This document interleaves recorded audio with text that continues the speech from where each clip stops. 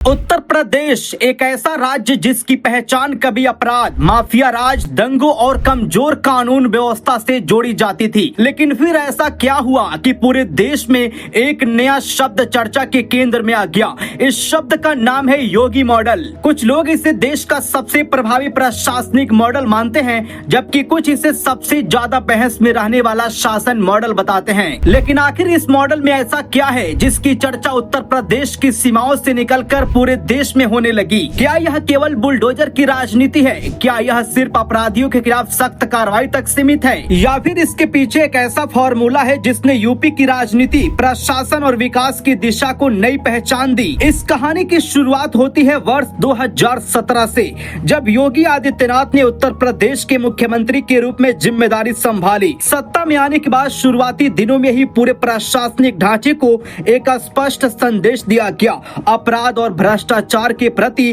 किसी भी तरह की नरमी नहीं बरती जाएगी। सरकार का तर्क था कि जब तक आम नागरिक खुद को सुरक्षित महसूस नहीं करेगा, तब तक निवेश नहीं आएगा, उद्योग नहीं बढ़ेंगे और रोजगार के अवसर भी नहीं बनेंगे।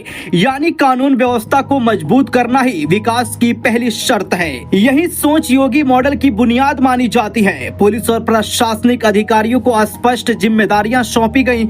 लगातार समीक्षा बैठकों के माध्यम से कामकाज पर नजर रखी गई और यह संदेश दिया गया कि अपराधियों और भ्रष्टाचार के लिए कोई स्थान नहीं होगा। इसी सोच को सरकार ने नए भारत की अवधारणा से जोड़ा, जहां गरीबों के कल्याण के साथ विकास की योजनाएं भी आगे बढ़े, सुरक्षा का माहौल भी बने और संगठित अपराध पर भी लगाम लगे। इसके बाद शुरू हुआ योगी मॉडल का सबसे चर्चित चरण, माफिया और संगठित अपराध के खिलाफ अभियान। लंबे समय से उत्तर प्रदेश के कई हिस्सों में बाहुबलियों और अपराधी गिरोह का प्रभाव माना जाता रहा था। सरकार ने anti land mafia task force का गठन किया, अवैध कब्जों की पहचान कर कार्रवाई शुरू की और अपराध से अर्जित संपत्तियों पर शिकंजा कसना तेज कर दिया। इसी दौर में बुलडोजर कार्रवाई राष्ट्रीय स्तर पर चर्चा का विषय बनी। समर्थकों ने इसे अपराधियों के खिलाफ सख्त संदेश बताया, जबकि विरोधियों ने कानूनी प्रक्रिया और निष्पक्षता को लेकर सवाल उठाए। हालांकि योगी मॉडल सिर्फ सख्ती तक सीमित नहीं रहा। सरकार ने पुलिसिंग को आधुनिक तकनीकी से जोड़ने की दिशा में भी कदम बढ़ाए। यूपी 112 इमरजेंसी सेवा, सेफ सिटी परियोजनाएं, सीसीटीवी नेटवर्क और डिजिटल इंटेलिजेंस प्लेटफॉर्म जैसे कई प्रयास किए गए। दावा किया गया कि इन कदमों से अपराध नियंत्रण और पुलिस की प्रक्रिया क्षमता दोनों में सुधार हुआ। इसी समय योगी मॉडल को केवल कानून व्यवस्था के नजरिए से नहीं, बल्कि प्रशासनिक सुधार के मॉडल के रूप में भी देखा जाने लगा। योगी आदित्यनाथ कई मंचों से यह कहते रहे कि विकास, सुरक्षा, आस्था और समृद्धि,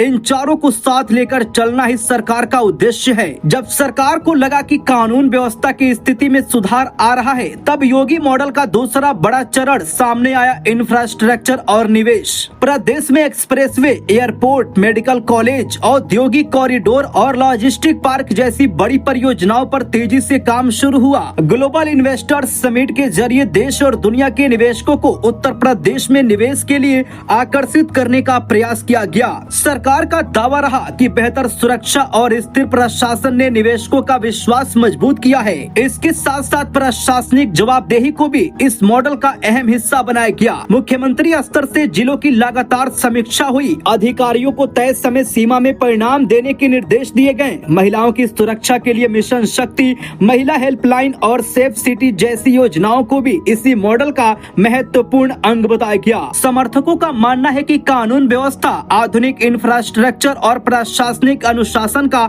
यह संयोजन ही योगी मॉडल को अलग पहचान देता है। उनका कहना है कि कभी जिस राज्य की पहचान अपराध और दंगों से होती थी, वहां आज एक्सप्रेसवे, निवेश और विकास परियोजनाओं की चर्चा अधिक होती है। उनका दावा है कि कानून का प्रभाव स्थापित होने से राज्य की छवि बदली और निवेश का माहौल तैयार हुआ। वहीं आलोचकों की राय अलग है। उनका कहना है कि किसी भी प्रशासनिक मॉडल का मूल्यांकन केवल सख्त कार्रवाई के आधार पर नहीं किया जा सकता। लोकतांत्रिक संस्थाओं की मजबूती, कानूनी प्रक्रियाओं का पालन और नागरिक अधिकारों का संरक्षण भी उतना ही महत्वपूर्ण है। इसीलिए योगी मॉडल को लेकर बहस आज भी जारी है। लेकिन एक तथ्य ऐसा है जिससे शायद ही कोई इनकार कर सके कि इस मॉडल ने प्रशासन और शासन व्यवस्था को लेकर एक नई चर्चा शुरू कर दी। इसका मूल सिद्धांत यही माना जाता है कि पहले कानून व्यवस्था को मजबूत किया जाए, फिर निवेश को बढ़ावा दिया जाए और उसके बाद विकास को गति दी जाए। जाए। यही वजह है कि जब भी सख्त प्रशासन, माफिया के खिलाफ कार्रवाई और तेज विकास की चर्चा होती है